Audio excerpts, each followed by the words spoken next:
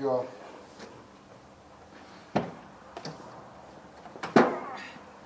Bitte, meine Herren.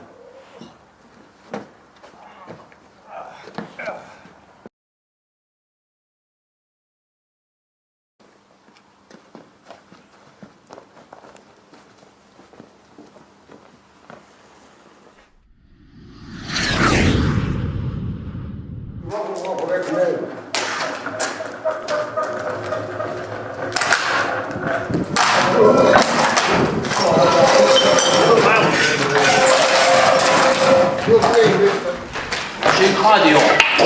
Allgemeine frei. Ja, was kannst du denn machen? Haben wir gut gemacht, Chef. Junge! Wo kommst du jetzt her, sag mal? Aus dem Supermarkt. Was? Woher?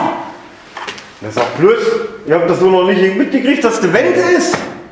Wende? Na, Was ist für eine Wende?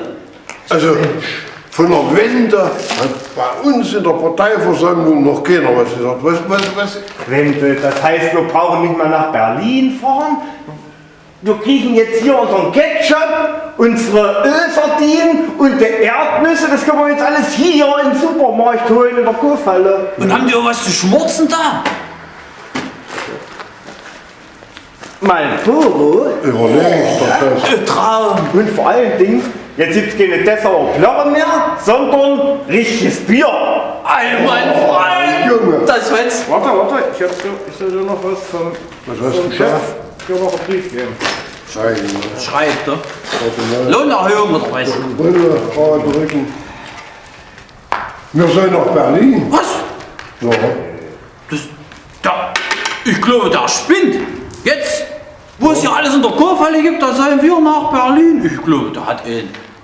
Doch, hier steht, dass die ehemaligen, wortwörtlich, die ehemaligen Bonner Politiker den Palast der Republik gekauft haben. Hier, schwarz und weiß. Was sollen wir mit den Dingen machen? Eine Schönheitsform steht hier für ausscheidende Politiker da drin. Ich scheide aus. Du scheidest aus. Wir scheiden aus. Und was soll man da einbauen? Was wird denn da eingebaut? Ein Schlammcenter, Ach, für den noblen Herrn Westerwelle und Wovereit. damit die sich weiterhin mit Dreck bewerfen können, Ach, damit sie gesund werden.